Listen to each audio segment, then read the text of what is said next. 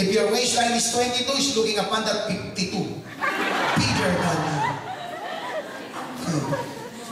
If you have a vision that is only up to the edge of your fingers, God is looking upon you a vision that is longer than Highway 401 for you. It's greater than us. Try to imagine Naomi bring her daughter-in-law just for the hope of the list will be just to look for a food that they can earn. How many of you came to Canada just look for food? So sent to the Philippines. You know, remember the door boxes?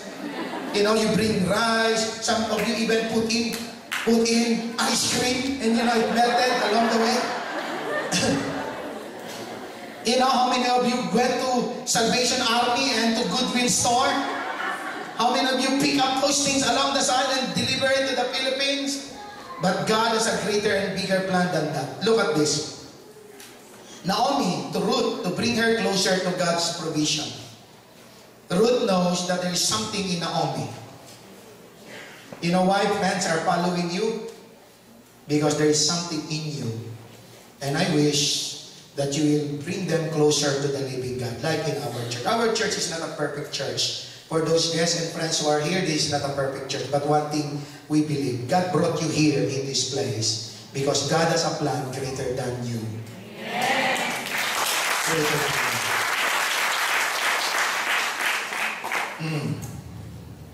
Who was Ruth to Naomi, to love her and show her God's grace, because Naomi feels she is alone. God touched the heart of Ruth to stay with her mother-in-law. Some of us does not understand. Look at Pastor Bong. Why you fall in love with such person? You don't understand the language. You don't like the food. And yet you fall in love. Are you with me? And you are thinking at first, it's for your good. But the truth is, it's for the good of the other person. If you're getting married because you're looking forward that it's for your good, you're gonna be wrong. In God's love story, He is bringing you that person so that you will become a blessing to that person. Amen. Amen. Give God the best love of praise. The same with our church. If you are involved in this church because you want to be blessed, you will be wrong. You are here and brought you here because you will be a blessing to others. Amen. That's the right thing. Greater than us. Greater than what we expect. Greater than what we intend. Bigger than us. Boaz to Ruth to accept her as Christ accepted us. Try to imagine. Boaz, an Israelite, will give favor to a Gentile Moabite. It's not common. It's not common. The rejected to the recipient of a promise. Wow. It's like a story of someone that has been hurting so much in so much relationship. Probably someone promised you a marriage and then it was not fulfilled. You hate all the men and until the day someone came to you again and you doubted. And yet that person keeps on clinging, pursuing, convincing you. Wow. God is not done yet upon your life. God has a plan bigger and greater than what you think and what you have. Give us a best round of applause. Somebody shout hallelujah. Like what is Scotiabank said, you are richer than you think. I hope I get a promotion on that. Ruth to Boaz to give him hope and godly lineage. Try to imagine Boaz was getting old. Getting old. I said getting old. He was hoping that somehow the right girl will come. Until the day she just give it up. And here comes in an unexpected moment of life, here comes a person that is not even her preference. Are you with me?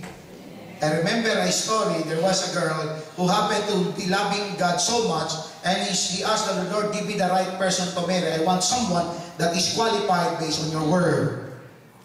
And then one day she was eating into a restaurant. He saw a very untidy, with long beard, long hair, smoking gun guy.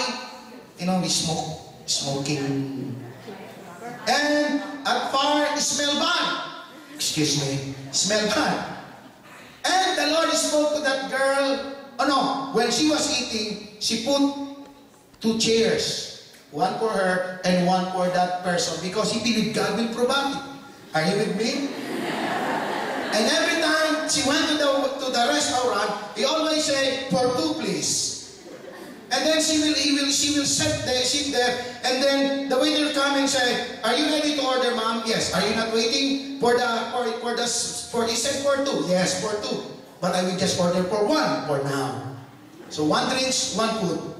But 2 place or two chairs, please. And after a while, he returned to that favorite restaurant, and she saw that man, an untidy, long beard, long hair, smell bad guy. And the Lord spoke after he prayed for the food. "Thank you, Lord, for the provision. As you promised, I'm waiting for the right guy." And the Lord said to her, "Do you see that guy on the next table?" And look at that guy. She looked at that guy and said, "Why, Lord?" "No, not that one, Lord." "How about I give you that one?" "Never mind, Lord." And I'm interested. But that guy was looking at her. You know, but there was nothing that happened. But she remembered that guy. Because when God is telling you something, He's getting her attention. Are you with me? The next Sunday, she came to the church, of course, and she met her friend, member of her life group. On the ushering, like the ushers that we have here. So nice, so beautiful, so loving, so accommodating. Give God the best clap of praise to our ushers. I feel I am welcome in Toronto, in our area 3. Anyway, and then the friend said, "Oh, you came here. Oh, you know what? My cousin just arrived. He's a seaman." And when you look, that's the guy. Long hair, long hair. And he was introduced. And she knows that she remembered this man. And she had a little child. They sat on the church, and the guy accepted the Lord on that simple service. And after that, he went back again on that restaurant. And the waiter said, "For 2, ma'am?" "Yes, for 2. So he sat down, ordered again. And when he looked back on the place where he saw the long-haired guy, smell bad guy, he saw a groomed, good-looking guy that looks familiar. And they look at each other, and then the guy approached her and said, "Can I take that seat?" And he said, "Lord, are you in this?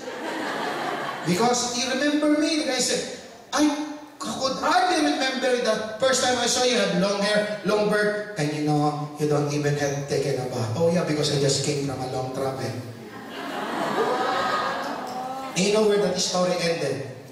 It ended into a wedding day. God is doing something bigger than you, bigger than what you think, bigger than your dream. Are you with me? But of course, there must be trouble that comes its way. Let me go on. 15 minutes is done. Give me another 15 minutes. God does great things to those who does faith-inspired things. Listen to this. When we face difficulty, we see God move miraculously. Naomi and Ruth became helpless and hopeless. But they did not shut down. They did not cry on the side of their basement. But what they did something. Listen, God will not bless the idle, but inspire the hope of the inspired in spite of. Those people who suffered so much in life and give up, they will never experience the move of God. But those people that in spite of all the sorrow, in spite of all the loss, in spite of all the problem, they still find a glitter of hope. God will use that in order for God to bring an experience that you can say, God is a loving and miracle. Look at chapter 3. They make a plan. Ruth chapter 3, verse 1 to 18. One day, Naomi, her mother-in-law, said to her, "My daughter, should I not try to find a hope for you? Let's just try." You know, in the circular, we say the word, try and try until you die. You know, try and try until you succeed. Are you with me? You know, my sons, in our vacation, brought a game. It's called Angry Birds. Who knows Angry Birds game? Alright. Angry Bird. And one time, I was seeing my son. He's really, keep on trying. Because you need to get the 3 stars. Not just beat all those odds, but to get the highest grade, And I get the game. I get the iPad and said, "Can I try?" And I said, "Daddy, you don't just need to finish them. You need to get 3 stars. It's not that enough, just 1 star or this." "No, you need to get 3 stars. And while they were sleeping, it's my vacation.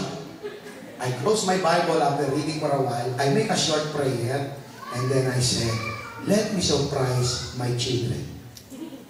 And I keep on trying and trying and trying. I think I lost the mark of my fingertips. Keep on trying and trying. And you know what? From 1 to 20, I get 3 stars. The next day, they open it. "Whoa! Daddy! How did you do that? You lost 80% of my battery." And I said, "I need to try." And you know what lesson I learned? It might be difficult at first. But when you don't give up, you will overcome. Especially in numbers of life. Because God will always make a way where there seems to be no way. For those who are not giving up, look at your neighbor and say to your neighbor, "Don't give up. Keep it up. Jesus is your backup." Don't give up. Don't give up. Don't give up. Don't throw the white towel. Don't throw. Keep your stand firm. Keep hold of your place. Look at your neighbor and say to your neighbor, "Don't retreat. Don't retreat. Do not surrender. Do not run away."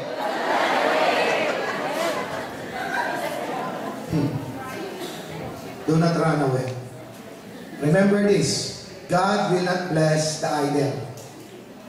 When you're idling in a car, you go nowhere. You just waste your gas and power and time. Are you with me? What you need to do, either to put it into drive or reverse. But of course, it's always better to go forward. Move forward. Look at your neighbor and say to your neighbor, "Move forward." No matter what. To the other side, move forward. No matter what. Move forward. Sabihin mo sa katabi, walang mangyayari sa kaiiyak.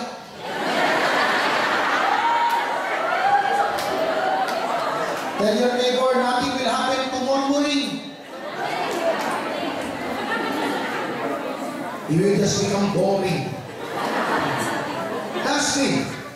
Lastly, every person who considers themselves disqualified to be used by God will be made qualified by God. Will be made qualified by God. Understand this. In Ruth chapter 4, verse 16, many could not understand, even theologians today, why there are 4 women in the lineage of David, in the lineage of Jesus Christ, who are all disqualified. That's why the story of Jesus must be true. Because there are no like special line of holiness or righteousness or royal blood. No. God is sending a story. He is making a love story for those who are rejected so that they will become accepted.